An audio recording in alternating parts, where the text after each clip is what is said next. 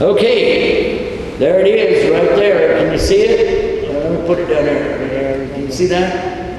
There we go. Where is Allah?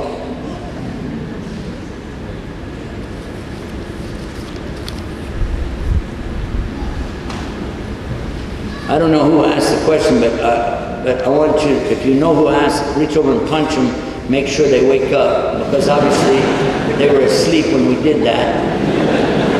Allah is not in or like His creation. He is out of His creation. He is over His throne. Do you like to know something about Allah? What is the magnitude of Allah? I'm not going to try to describe Him or say He's like something, but I'm going to ask you about the magnitude of Allah. Every one of His names is a complete and total epitome of His characteristic. Asma wa Sifat. Allah is not patient. He's the patient. Patience emanates from Him. He's not merciful. He's the mercy. He's the all-merciful, the epitome of that. He's not love. He's the loving. And all love that exists has to come from Him. All the mercy that exists that humans have comes from Allah. The Prophet ﷺ said to his companions about a lady had a newborn baby. Would she throw the baby in the fire? They said, oh my God, no. And he said, this is the rahmah that she has for the child, and all of the rahmah, in all of the mothers, in all of the universe, everywhere, always, all the mercy, it's all coming from Allah. And it's one part of Allah's mercy, and He has 100 parts of mercy. The other 99 parts of mercy are waiting for the believers on the Day of Judgment. How great is Allah? And in the Quran it said, وَسِيَ كُرْسِيُّهُ السَّمَاوَاتِ وَالْأَرْضِ. His kursi extends over the heavens and earth. And they asked, is this kursi His arsh? Is it His throne? He said, no.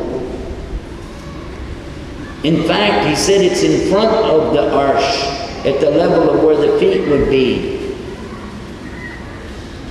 And He said, and it compares in size to the throne as though you took a ring and you threw it into the desert.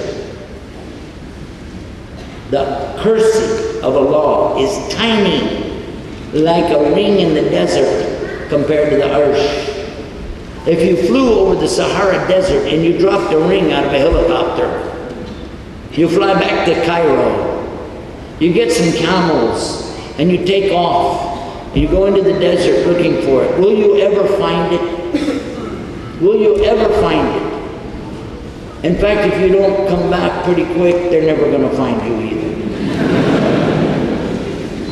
And then the sub-narrator of this hadith, he said, and this kursi compares to the universe